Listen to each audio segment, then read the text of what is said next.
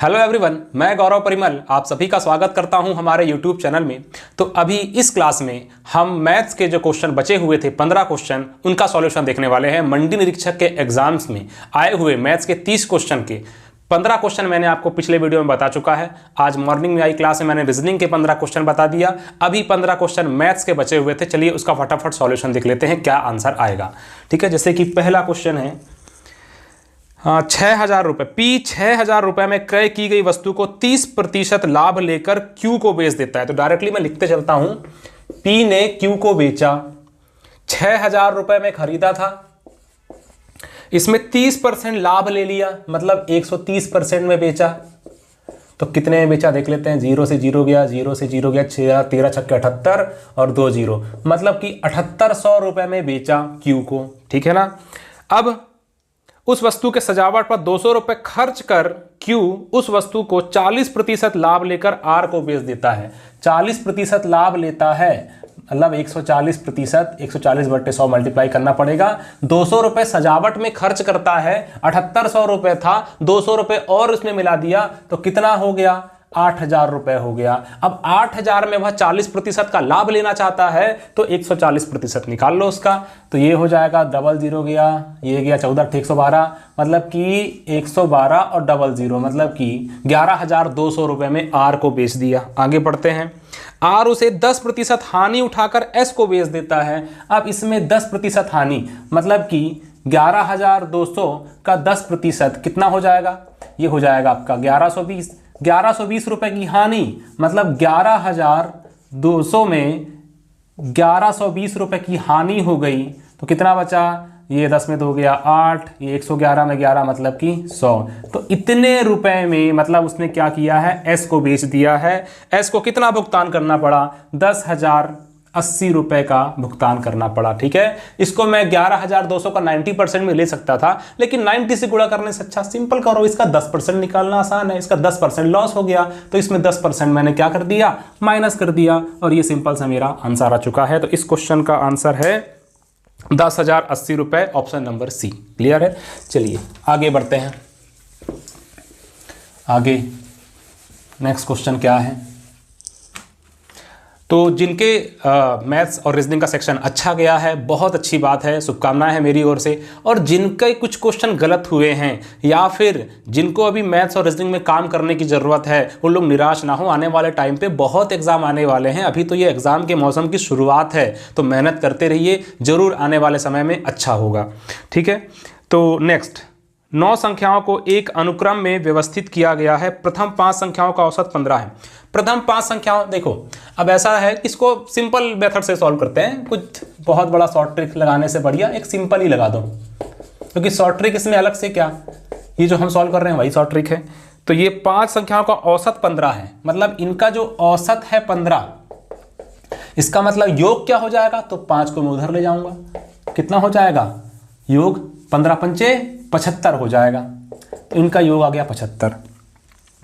तथा अंतिम 5 संख्याओं का औसत 16 है। अंतिम 5 संख्या कौन कौन सी हो जाएगी, तो अंतिम 5 संख्या x9, x8, x7, x6 और x5। ठीक है, इनका अगर योग बोल दिया गया, मतलब औसत कितना दिया है, औसत दिया गया है 16, मतलब अगर मैं इसका ऐसे औसत निकालूंगा तो कितना आएगा, 16 आएगा। इसका मतलब योग निकालूंगा तो 16 पंचे क्या हो जाएगा, 80 हो जाएगा। इसको हटाओ, 80 लिखो। यदि प्रारंभ से 5वीं संख्या 20 है, तो सभी 9 संख्याओं का औसत, प्रारंभ से 5वीं संख्या 20 है, इसका मतलब ये क्या है, 20 है। ठीक है, ये क्या है, 20 है। इसका मतलब मुझे x1 + x2 + x3 + x4 इसका मान निकल सकता है क्या, 20। यहां माइनस कर दो, इसको यहां से हटाओ, यहां माइनस कर दो, तो कितना जाएगा, 75 में से 20 कम कर दो, 55 आ जाएगा, 55 आ जाएगा। यहां पर भी देखो 20 माइनस कर दो, ये 20 यहां चले गया, कितना जाएगा, 80 में से 20 गया, 60 आ जाएगा। अब देखो x1 + x2 + x3 + x4, फिर यहां पर x5 और x6, x7, x8, x9, इन सभी को जोड़ दो। x5 का मान क्या था, 20 था ना, तो 55, तो 4 तक का, 4 x1 से लेकर के x4 तक की संख्याओं का योग है, प्लस x5 मतलब कि 20, प्लस 6, 7, 8, 9, इनका योग कितना है, 60 है। इसका हमें औसत निकालना है, डिवाइड बाय 9 कर दो तो कितना हो जाएगा, तो ये होगा 5, 5 और 2 7 और 6 13, 135 डिवाइड बाय 9 ये होता है 15 निया 135। तो 15 इस क्वेश्चन का आंसर आ जाएगा। सिंपल सा सॉल्यूशन है, एकदम सिंपल सा क्वेश्चन था। ठीक है, कौन सा ऑप्शन है, ऑप्शन ए है। ठीक है, चलिए आगे। यदि अनुक्रम A1 A2, ये भी सिंपल ही है, A1 से लेकर A1 के A1 A2 और A11 तक गया है कि एक अनुक्रम में यह दिया गया है कि A1 प्लस A11 -2 है। A1 प्लस A11 कितना है, -2 है। A2 और A10, A2 और A10 कितना है, 3 है। A3 और A9 मतलब कि पहला और लास्ट ऐसा लिया गया है, -7 है। A4 और A8 ये कितना दिया गया है, 11 दिया गया है। A5 और A7, A5 प्लस A7 ये कितना दिया गया है, -6 दिया गया है। फिर A6 कितना दिया गया है, A6 है आपका 12। तब A1 A2 से लेकर A11 तक का औसत निकालना है हमें। औसत निकालना क्या होता है, आंकड़ों का योग और डिवाइड बाय आंकड़ों की संख्या। आंकड़ों की संख्या कितनी है टोटल, A11 तक गया है तो 11 से डिवाइड करूंगा मैं। देखिए A1 A11 मतलब कि एक्चुअल में सभी को मैं जोड़ दूंगा तो मुझे A1 से लेकर के A11 तक का योग मिल जाएगा। ठीक है ना, A1 भी मिलेगा, A1 plus A2 plus A3 plus A4 plus A5 plus A6 7 8 9 10 11 मुझे सभी का योग मिल जाएगा। अगर मैं इन सभी संख्याओं को जोड़ दूं तो जोड़ दो, 11 और 3 14, 14 और 12 कितना हो जाएगा, 11 और 3 14, 14 12 26। ठीक है, यहां से -6 और -7 और -2, -6 और -7 -13, -13 और -2 -15 मतलब कि आ गया 26 में से 15 गया, 11 बचा, 11/11 मतलब कि 1 आ जाएगा आपका आंसर। 1 कहाँ पर है, तो 1 हमारा जो दिया गया है ऑप्शन सी, ऑप्शन सी है आपका 1 करेक्ट आंसर। ठीक है, चलिए आगे बढ़ते हैं। नेक्स्ट क्या क्वेश्चन है, नेक्स्ट,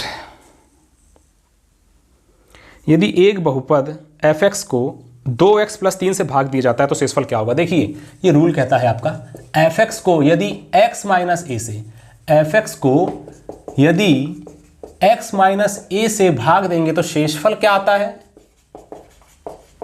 fx को यदि x - a से भाग देंगे तो शेषफल क्या आता है, x = a। और ये x = a आया कहां से है, इसको हमें =0 करना पड़ता है। x - a = 0 कर दूंगा तो x = a यहां से आता है। अब वापस आते हैं क्वेश्चन की ओर, fx को भाग देना है 2x + 3 से, तो 2x + 3 = 0 कर दूंगा तो 2x = ये हो जाएगा -3, तो x = -3/2 और यही है क्या आपका f, x का मान रख दो -3/2। कौन से ऑप्शन में है ये, ऑप्शन डी आपका राइट आंसर हो जाएगा। क्लियर है, ऑप्शन डी है इस क्वेश्चन का करेक्ट आंसर। आगे बढ़ते हैं, नेक्स्ट क्या है, यदि किसी गोले के आयतन को उसके पृष्ठीय क्षेत्रफल से विभाजित किया जाए। गोले का आयतन क्या होता है, 4/3 πr³। इसका पृष्ठीय क्षेत्रफल क्या होता है, 4πr² किया जाए तो 27 सेंटीमीटर होता है। गोले की त्रिज्या बताइए, गोले की त्रिज्या बता देंगे r का मान।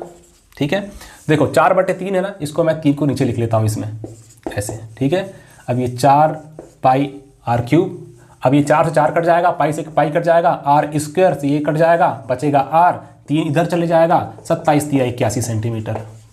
क्या था इस क्वेश्चन में, जब मैं मेंसुरेशन पढ़ा रहा था तब मैंने कहा था कि गोला हो, शंकु हो, बेलन हो, सबके फॉर्मूले बिल्कुल रट डालो, याद कर डालो, only put the formula get the answer वाला ही क्वेश्चन आपको मिलेगा सीजी पेपर में, और ऐसा ही हुआ। ठीक है, तो जिन्होंने वीडियो देखा, जिन्होंने उसको प्रैक्टिस किया और मेरी कही गई बातों को फॉलो किया, उनके पेपर में मुझे नहीं लगता कोई समस्या आई होगी। ऐसे क्वेश्चन तो बिल्कुल चुटकियों में सॉल्व हुए होंगे। ठीक है, आगे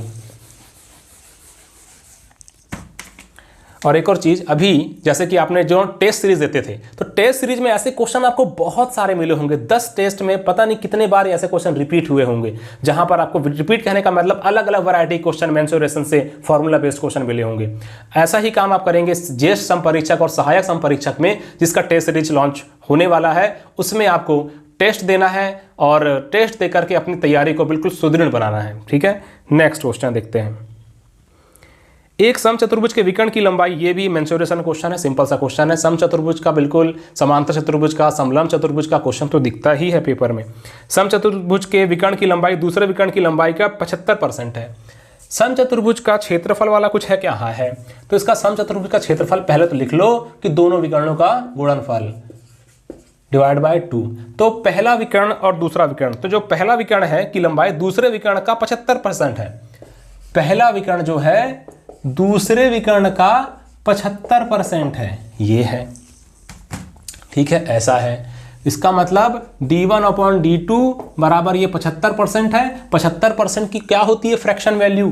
3/4 होती है। इसका मतलब 3:d1 को प्रदर्शित कर रहा है, 4:d2 को प्रदर्शित कर रहा है। मान लेता हूं कि पहला विकर्ण 3x है। ठीक है, मान लेता हूं कि दूसरा विकर्ण क्या है? 4x है। ठीक है, कुछ ना कुछ दिया होगा इसमें।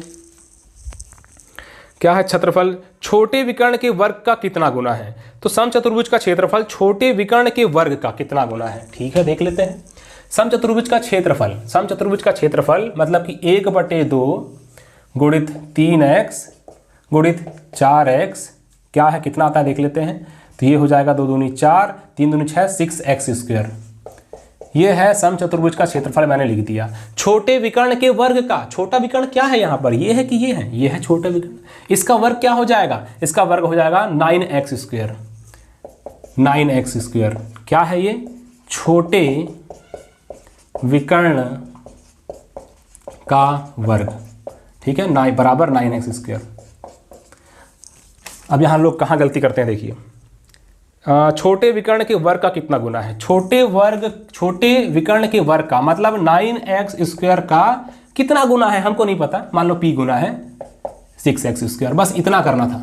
ठीक है, छोटे विकर्ण के वर्ग का, छोटा विकर्ण क्या है? 3x है, इसका वर्ग क्या है? 9x² है। इसका कितना गुना है? क्या? समचतुर्भुज का क्षेत्रफल। समचतुर्भुज का क्षेत्रफल छोटे विकर्ण के वर्ग का कितना गुना है? तो कितना गुना है ये बता रहा है ना। तो p का अगर मैं मान निकालूंगा तो 6x² divide by 9x², x² गया 3 दूनी 3 तिया, p बराबर 2/3।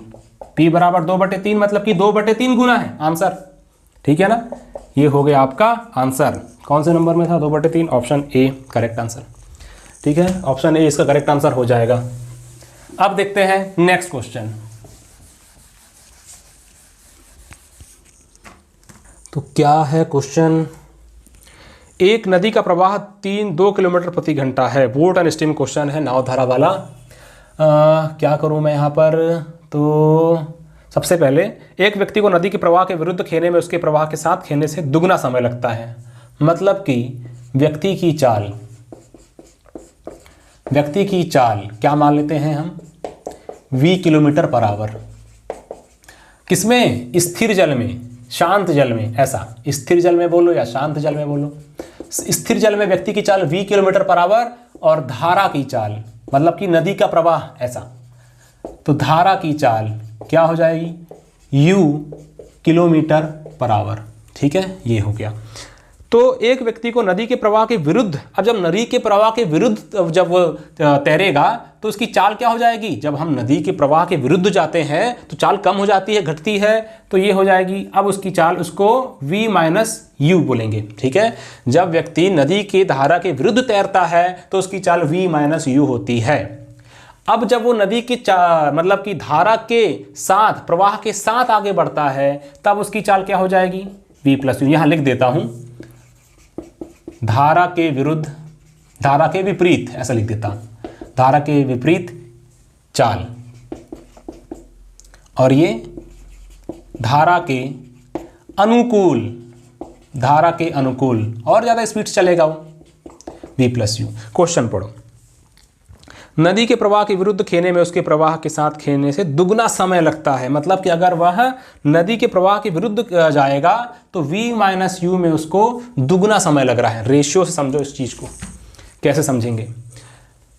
चाल और आपका समय, इसमें संबंध कैसा है? चाल बराबर दूरी बटे समय से, दूरी अगर कांस्टेंट है, चाल बराबर दूरी बटे समय। व्युत्क्रमानुपाती का लगता है। व्युत्क्रमानुपाती का लगता है।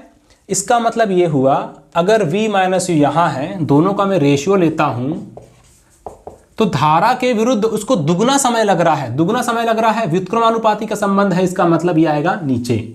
और धारा के साथ तैरेगा, धारा के साथ, धारा की दिशा में अगर वो तैरेगा तो उसको क्या है, 1 का लेगा। 1 मैंने क्यों लिखा है, यहाँ 2 क्यों लिखा है, क्यों लिखा है ऐसे मैंने, क्योंकि कहा गया था कि धारा के विरुद्ध तैरने पर उसको दुगना समय लगता है। अगर धारा के साथ 1 रेशियो टाइम लगता है तो धारा के विरुद्ध तैरने में इसको 2 रेशियो टाइम लगेगा, इसलिए मैंने धारा के विरुद्ध तो यहाँ 2, ये धारा के साथ तो यहाँ 1, बस।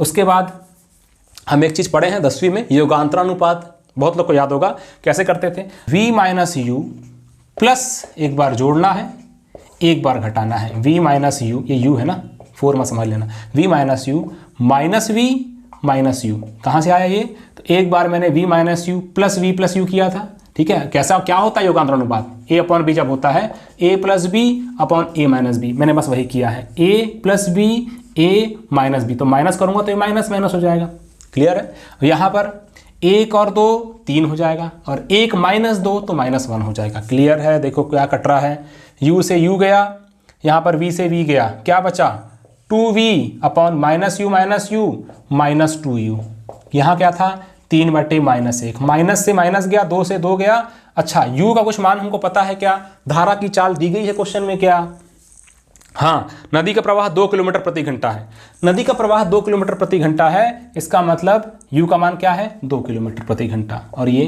3, इसका मतलब क्या हो गया v बराबर 3 दूनी 6 किलोमीटर पर आवर, और ऑप्शन नंबर ए इसका करेक्ट आंसर हो जाएगा। ये है इसका सॉल्यूशन, इस प्रकार से आपको बनाना था क्वेश्चन, ठीक है। चलिए नेक्स्ट क्वेश्चन देखते हैं। तो अभी बहुत सारे एग्जाम्स आने वाले हैं, तैयारी करते रहिए। जिसको ये सब तो क्या है, जिसको बेसिक से पढ़ना है, अच्छे से तैयारी करना है, बिल्कुल। अभी तो सॉल्यूशन चल रहा है, अभी मेरे एक्सप्लेनेशन थोड़ा सा फास्ट रहता है क्योंकि मैं सॉल्यूशन बता रहा हूँ, बहुत सारे क्वेश्चन रहते हैं। जिसको बेसिक से A to Z चीज़ों को धीरे धीरे समझना है, आराम से समझना है, तो बिल्कुल एक काम कीजिएगा, प्ले स्टोर में जाइए, ऐप है भूपेंद्र मिश्रा, इसे डाउनलोड कीजिए, वहाँ पर स्टोर में जाइए, और अगर मैथ्स और रीजनिंग लेना है तो 1499 प्राइस है, परचेज कर सकते हैं। अगर कंप्लीट लेना है, पूरा कंप्लीट CG वेपन का पैकेज आपको 2999 में मिल जाएगा। अगर इंडिविजुअल इंग्लिश लेना है, ये आपको 499 में मिल जाएगा। और अगर इंडिया या फिर CG का GS अगर आपको लेना है तो 1499 में मिल जाएगा, ये प्राइस है। लेकिन ऐसा नहीं है कि इस प्राइस को हम लोग कम नहीं कर सकते, आप लोग कॉल कीजिए, अगर किसी को परचेस करना है इस नंबर पे कॉल कीजिए, मैं ही कॉल रिसीव करूँगा। और अगर प्राइस कम करना है तो आपके लिए जैसा आपको लगता है सूटेबल प्राइस जो आपको अफोर्ड कर सकते हैं, बिल्कुल हम लोग उस प्राइस में आपको वो कोर्स सेल कर देंगे, ठीक है। बस पढ़ाई करते रहिए और टेस्ट सीरीज़ दीजिए। टेस्ट सीरीज़ जो है, अभी हम लोग ज्येष्ठ समपरीक्षक और सहायक समपरीक्षक की टेस्ट सीरीज हम लोग लॉन्च कर रहे हैं, ठीक है। ये इस टेस्ट सीरीज में आपको टोटल 6 टेस्ट मिलेंगे, 1 मिलेगा फ्री, तो बिल्कुल इसको आपको देना ही है। इसका प्राइस 149 है, और आने वाले वीडियो में इसकी समस्त जानकारी भी मिलने वाली है। टेस्ट सीरीज जिन्होंने मंडी निरीक्षक में दिया था उनको बहुत फायदा हुआ है, आप सम परीक्षा के लिए टेस्ट सीरीज बिल्कुल देना। चलिए अब मैं यहाँ से आगे वीडियो कंटिन्यू करता हूँ। क्या है नेक्स्ट क्वेश्चन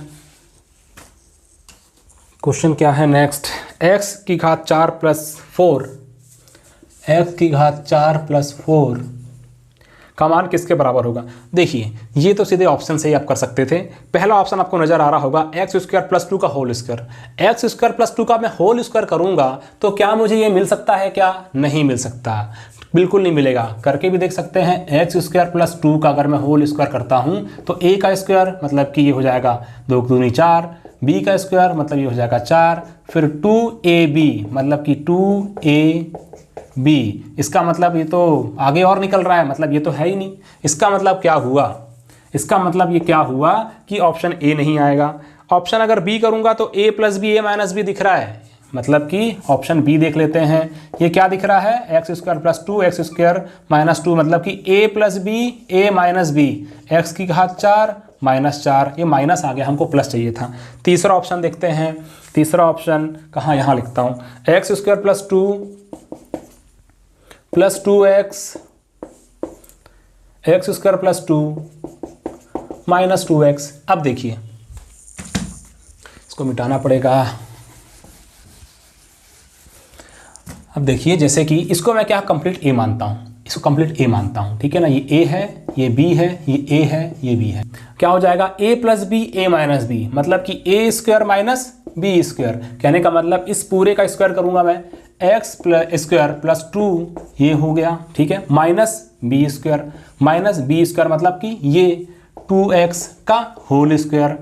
अब यहाँ पर a + b का होल स्क्वायर लगा दो, ये हो जाएगा x⁴ प्लस ये हो जाएगा 4 + 2 × a x² × b मतलब कि 2, ये हो गया आपका 1, माइनस ये हो जाएगा 4x²।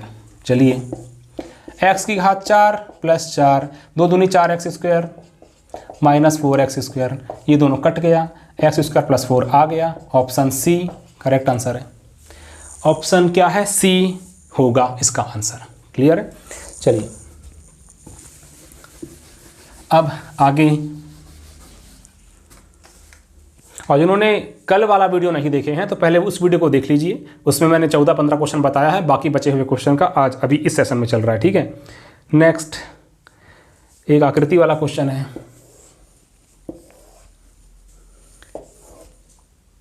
ये है एंगल 2, ये है एंगल 1 और ये है एंगल 30।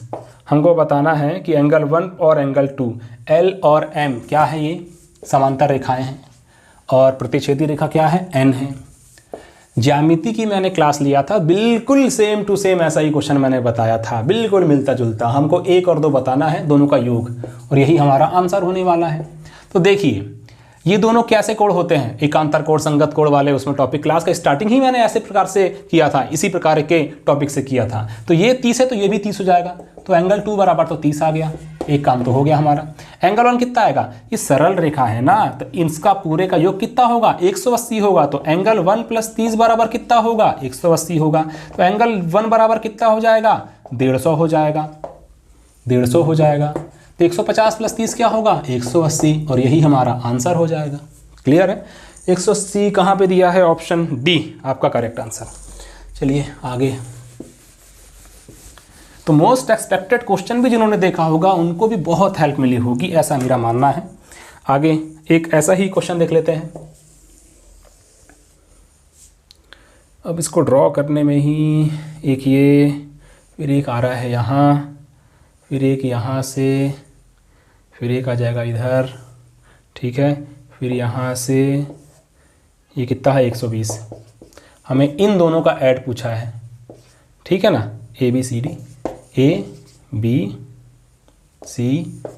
ये सब एक ही बिंदु पे है, ठीक ना। ये तो इन दोनों का ऐड पूछा है। देखिए जब ये 120 है तो ये कितना हो जाएगा, इसका आधा 60, ये वाला कोण इसका दुगना होता है। तो ये 120 है तो ये 60 हो जाएगा, ये 120 है तो ये भी तो 60 हो जाएगा। तो 60 और 60 को जोड़ूंगा, यही तो है ना क्वेश्चन, दोनों का योग। तो 60 और 60 को जोड़ूंगा तो आंसर 120 आ जाएगा। कौन से ऑप्शन में है, option b is the correct answer, ठीक है ना। चलिए आगे बढ़ते हैं। नेक्स्ट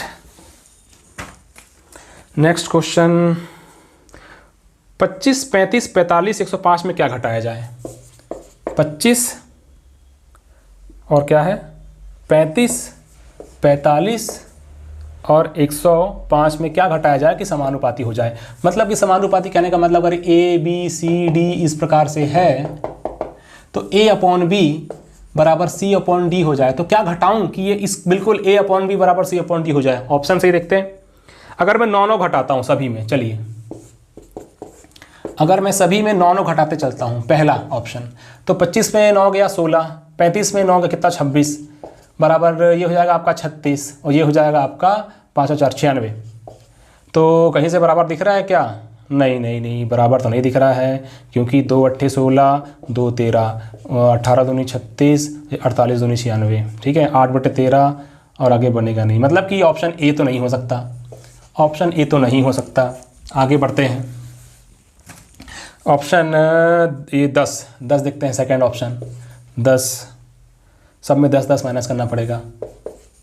देखो फटाफट देखना है ना, ठीक है। ये हो जाएगा आपका 15, ये 25, ये होगा आपका 35, ये होगा 95। तो 5 दिया, 5 पंचे 5 सत्ते 5 का 5 4 5 45, नहीं ये भी 3/9, 3/9 7/19 बराबर नहीं है। ऑप्शन बी भी नहीं हो सकता, ऑप्शन बी भी नहीं। ऑप्शन सी देखो, ये भी नहीं होगा। ऑप्शन सी 20 माइनस करके देखो सभी में, तो ये हो जाएगा आपका 15 20 नहीं, ये 5/15, और ये हो जाएगा आपका 35 और ये 25, और ये हो जाएगा 85, ठीक है ना। 85 20 105, 1/3, तो 25 दिया 75, 85 है, मतलब ये भी बराबर नहीं है, तो ऑप्शन सी भी नहीं हो सकता। अब ऑप्शन डी से ही उम्मीद है, क्या है 21 21 21 21 21, 35 में 21 मतलब 4, और ये होगा 14, ये हो जाएगा आपका 21 14 और 24, ठीक है ना। 21 24 45, ये हो जाएगा आपका 5 में 1 गया तो 4, 10 में 2 गया तो 8, तो 2 दूनी 4, 2 7 14, ठीक है। 12 दूनी 24, 12 7 84, 2/7 2/7, ऑप्शन डी करेक्ट आंसर, ठीक है ना। Option D correct answer. वैसे इस क्वेश्चन में कुछ था नहीं, बस ऑप्शन रख रख के चेक करना था बस, ठीक है। चलिए आगे बढ़ते हैं,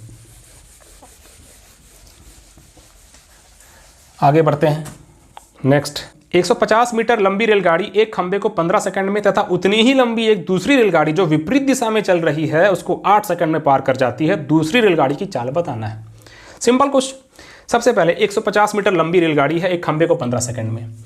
150 मीटर लंबी रेलगाड़ी, ठीक है। 150 मीटर लंबी रेलगाड़ी एक खंबे को, खंबे की यहाँ पर दूरी नगण्य होती है, ठीक है ना। तो एक खंबे को कितने सेकंड में? 15 सेकंड में पार कर जाती है। इसका मतलब क्या हुआ? इसका मतलब क्या हुआ? उस रेलगाड़ी की चाल तो हमको यहीं से पता चल गई। रेलगाड़ी की चाल कौन सी? पहली रेलगाड़ी की चाल।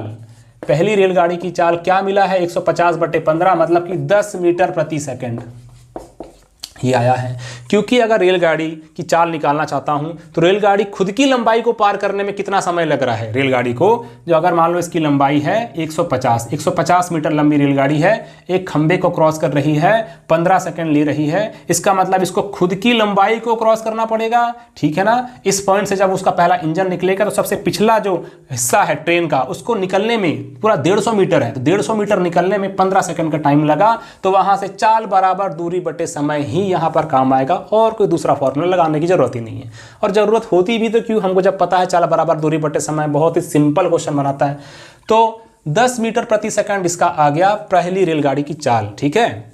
अब देखिए 10 मीटर प्रति सेकंड ऑप्शन में तो पूरा मुझे किलोमीटर पर आवर दिख रहा है ना। किलोमीटर पर आवर में कन्वर्ट कर लो इसको, ठीक है। तो किलोमीटर पर आवर में कन्वर्ट करूंगा तो क्या हो जाएगा? किलोमीटर पर आवर में कन्वर्ट कर रहा हूं तो 18/5 हो जाएगा। 18/5 तो 5 दूनी 10, 18 दूनी 36 किलोमीटर पर आवर इस रेलगाड़ी की चाल है।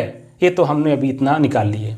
अब अगली कहानी क्या है कि वही रेलगाड़ी है, ठीक है ना। इसी रेलगाड़ी की बात हो रही है। यह विपरीत दिशा में आती हुई खुद की लंबाई के बराबर इसकी लंबाई, मतलब कि जितनी लंबाई इसकी थी 150 उतनी ही लंबाई है। क्या लिखा है? उतनी ही लंबी एक दूसरी रेलगाड़ी, मतलब इसकी लंबाई तो 150 थी ही, और दूसरी रेलगाड़ी जो कि विपरीत दिशा में आ रही है उसको 8 सेकंड में पार करती है। दूरी सदैव जोड़ी जाती है। ये पहली रेलगाड़ी की दूरी मतलब लंबाई, यह दूसरी रेलगाड़ी की दूरी मतलब लंबाई, इसको 8 सेकंड में पार कर जाती है। ये हो गया, ठीक है। इसकी चाल तो वही रहेगी ना, इसकी चाल तो 36 किलोमीटर पर आवर ही रहेगी। क्लियर है? तो क्या बताना है मुझे? दूसरी रेलगाड़ी की चाल क्या है? दूसरी रेलगाड़ी की चाल क्या है? देखिए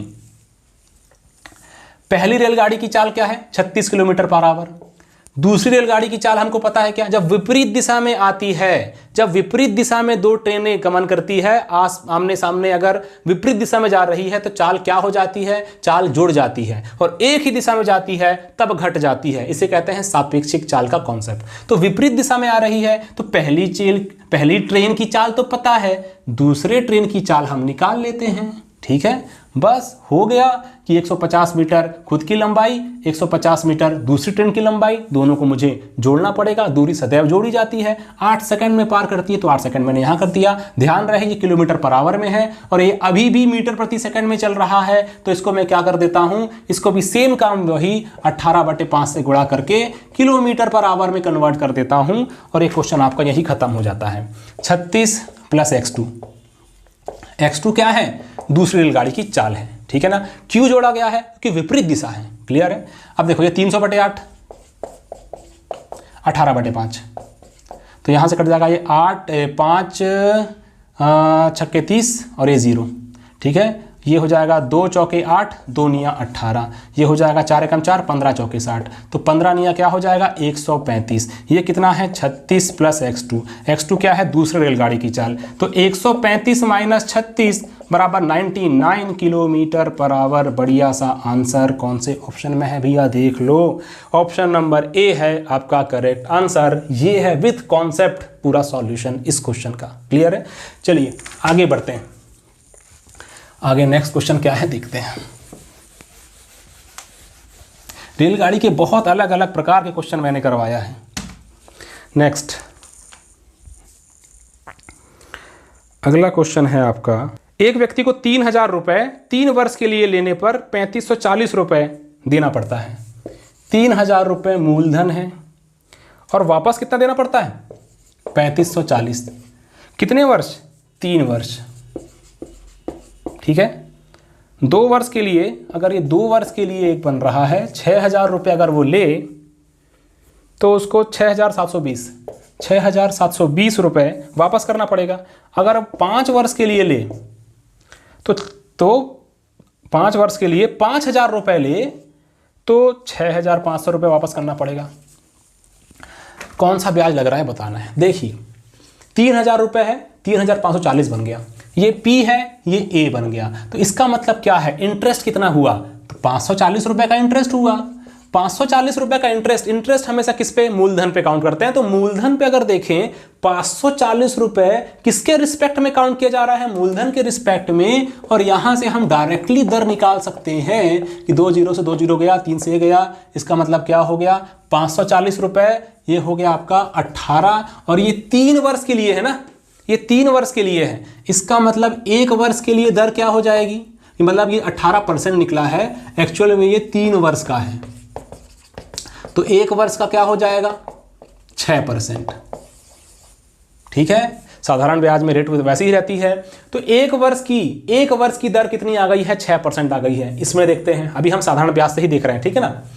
2 वर्ष 6000 रुपये का 6720 हो रहा है, इसका मतलब 720 बढ़ा है ब्याज, किस पे बढ़ा है 6000 रुपये में बढ़ा है। इसका देख लो भैया दर कितनी आ रही है, तो 6 एकम 6 1 6 दूनी 12, कितने वर्ष का 2 वर्ष का। तो 1 वर्ष की दर कितनी हो जाएगी, इसमें भी 6% हो जाएगी, मतलब वहीं साधारण ब्याज वाला कॉन्सेप्ट चल रहा है, इसमें भी आ जाना चाहिए बस। तो यहाँ 5000 से 6500 मतलब कितना बढ़ा है 1500 रुपये बढ़ा है, किसके रिस्पेक्ट में 5000 के रिस्पेक्ट में, इंटू 100 कर दो, आपको रेट पता चल जाएगा। 0 0 गया, 0 0 गया, 0 से ये गया, तो 5 दिया 15 और ये 0 30%, ये 5 साल का है ना, 5 साल का, तो 1 साल कितना हो जाएगा 30/5, मतलब कि 6%। मतलब कि तीनों ही चीज में हम एक चीज बिल्कुल कॉमन बोल सकते हैं कि साधारण ब्याज से ही उनका मिश्रधन बन रहा है, और साधारण ब्याज भी उतना ही है 6%। इसका मतलब ऑप्शन क्या है, साधारण ब्याज, ऑप्शन ए। क्लियर है, ये हो जाएगा इस क्वेश्चन का आंसर। आगे नेक्स्ट क्वेश्चन, अगला क्या है क्वेश्चन एक और। एक व्यक्ति एक खड़ी रेलगाड़ी को 30 मिनट में पार करता है। खड़ी रेलगाड़ी है, रेलगाड़ी खड़ी है, उसको 30 मिनट में पार करता है। तो इस रेलगाड़ी की लंबाई मान लो x है, तो उस व्यक्ति की चाल क्या हो जाएगी, लंबाई मतलब कितनी दूरी तय किया, x दूरी तय किया। किसकी दूरी है x, रेलगाड़ी की लंबाई, मतलब वही दूरी बटे समय, समय मतलब कि 30 मिनट में पार किया। ये है व्यक्ति की चाल, ठीक है। अब क्या बताना है, तथा वही रेलगाड़ी जब व्यक्ति खड़ा रहता है उस व्यक्ति को 5 मिनट में पार करती है। तो मान लो व्यक्ति यहां खड़ा है, ठीक है ना, ये प्लेटफॉर्म समझ लीजिए, ये रेलगाड़ी है। अब इस व्यक्ति को कितने में 5 मिनट में पार करती है। मतलब देखिए इस व्यक्ति की लंबाई को यहाँ पर, मतलब इसकी कोई दूरी तो होगी नहीं, नगण्य मानेंगे, यहाँ से क्रॉस करेगा जैसे खंबा वैसे ही इंसान, तो यहाँ से अपनी ही दूरी को क्रॉस करेगी, मतलब कि खुद की दूरी मतलब खुद की लंबाई जो कि हमने x माने हैं, कितने मिनट में, 5 मिनट में पार कर रही है। तो ये हो जाएगा ट्रेन की चाल या रेलगाड़ी की चाल।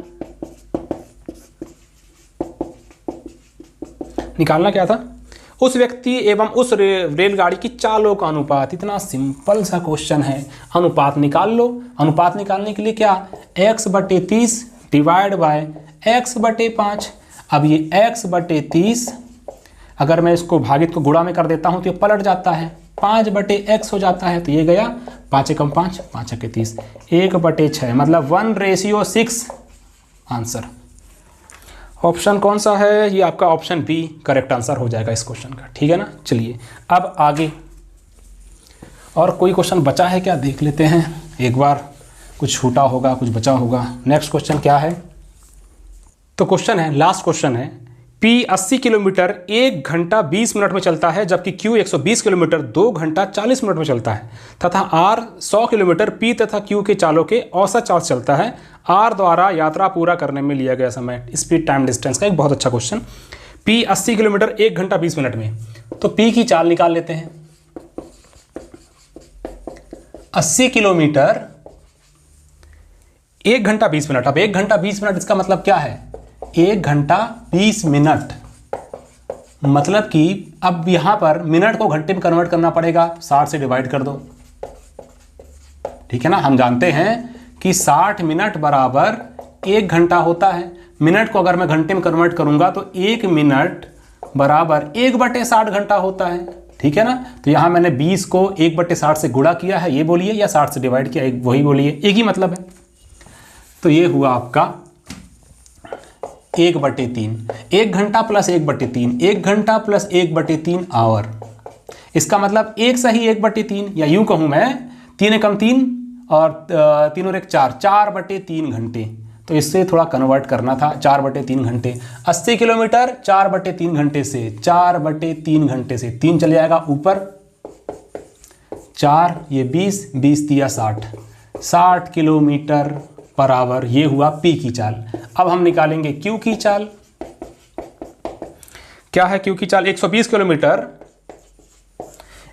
2 घंटा 40 मिनट, इसमें एक्चुअल पूरा कन्वर्जन ही है, 2 घंटा 40 मिनट, 2 घंटा और 40 मिनट, तो 40 मिनट को भी कन्वर्ट कर दो, 2 दूनी 2 तिया, मतलब 2 प्लस 2/3 घंटा, मतलब 3 दूनी 6, 2 8/3 घंटा, 8/3 घंटे, 8/3 घंटे। यहाँ से 3 चले गया ऊपर, तो ये हो जाएगा आपका 15 8 120, तो 15 तिया 45 किलोमीटर पर आवर। ये हो गया Q की चाल। R जो चल रहा था वो P और Q की चाल का औसत, मतलब कि ये अगर 60 है ये 45 है, तो R की चाल क्या रही होगी, दोनों का एवरेज, मतलब 60 और 40 105/2। अब इसको थोड़ा सा ऐसे ही रखते हैं ताकि कैलकुलेशन ईजी हो जाएगा। तो ये क्या है 105/2, तो क्या है ये R की चाल है, ठीक है।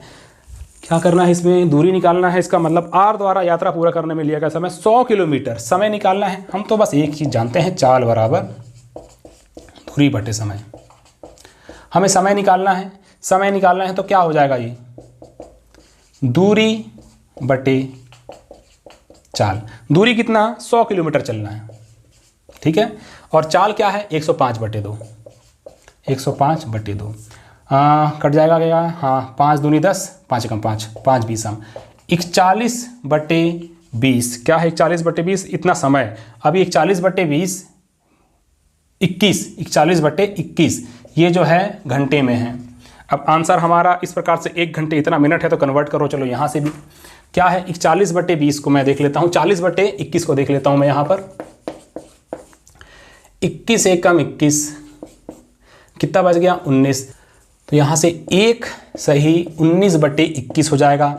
ये किस में आएगा, घंटे में है कन्वर्ट, पूरा कंप्लीट। इसका मतलब ये ऐसे लिखूंगा 1 घंटे और 19/21 घंटे, ये ऐसा कुछ है। लेकिन आपका आंसर मिनट में है तो आपको इसको मिनट में कन्वर्ट करना पड़ेगा। घंटे को मिनट में कन्वर्ट करने के लिए क्या करना पड़ता है, 60 से गुणा करना पड़ता है। अब ये जो आंसर आने वाला है ये हमको मिनट में मिल जाएगा, ठीक है। तो देख लेते हैं क्या है, 3 सत्ते 21, 3 बीसम, 19 दूनी 38, 380/7, 380/7 मतलब कि 7 पंचे 35, 3, ठीक है, 7 चौके 28, 2, अब जीरो लगाया, 7 दूनी 14, बचा कितना 6, तो 7 8 56, 54.28 मिनट, मतलब कि 1 घंटे 54.28 मिनट। ये इस क्वेश्चन का बढ़िया सा आंसर आ जाएगा। ठीक है, देखते हैं कौन से ऑप्शन में है। 1 घंटा 54.29 मिनट है, 1 घंटा 54.28 मिनट है, चलता है इतना, बिल्कुल चलेगा, आराम से चलेगा। तो ऑप्शन कौन सा है? Option C. ऑप्शन सी इस क्वेश्चन का करेक्ट आंसर हो जाएगा। और ये हुआ आपका कंप्लीट। और कुछ बचा तो नहीं है? एक बार नज़र मार लेता हूँ इसमें, कुछ बचा तो नहीं है? हो गया, ये हो गया, ये हो गया, ये भी हो गया, ये भी हो गया। Complete complete complete complete complete complete. पूरा मैथ्स का सॉल्यूशन अभी कंप्लीट होता है। रीजनिंग का सॉल्यूशन मैंने आज की 10:30 बजे वाली क्लास जो मॉर्निंग में आई थी उसमें दे दिया, और कल की क्लास में मैंने इसके पहले 15 क्वेश्चन, 14-15 क्वेश्चन है, उसका सॉल्यूशन दे दिया था। ये हुआ आपका मैथ्स और रीजनिंग का कंप्लीट सॉल्यूशन, किस प्रकार से आपको क्वेश्चन सॉल्व करना था। ठीक है, तो देखिए, जिनका पेपर अच्छा बना है बहुत अच्छी बात है, और जिनका पेपर में कहीं ना कहीं कोई ना कोई कमी रह गई है तो बिल्कुल भी निराश नहीं होना है। आने वाले टाइम पे आपको बहुत मौके मिलेंगे। अच्छे से तैयारी कीजिए, अपनी तैयारी को बिल्कुल टॉप क्लास की रखिए, मेहनत करते रहिए। आने वाले टाइम पे आपके एग्जाम्स जरूर क्वालिफाई होंगे। और यदि आपको कोर्स परचेस करना है तो बिल्कुल आप कांटेक्ट कीजिए, मैंने जो कांटेक्ट नंबर दिया था। टेस्ट सीरीज दीजिए, अभी नेक्स्ट एग्जाम है, संपरीक्षा का होने वाला है, उसकी टेस्ट सीरीज हम लोग लॉन्च करने वाले हैं, उसे दीजिए, उसका सॉल्यूशन देखिए, कितना आपका रैंक आ रहा है वो देखिए, और बिल्कुल तैयारी करते रहिए। ठीक है ना? तो वीडियो को अंत तक देखने के लिए धन्यवाद आपका।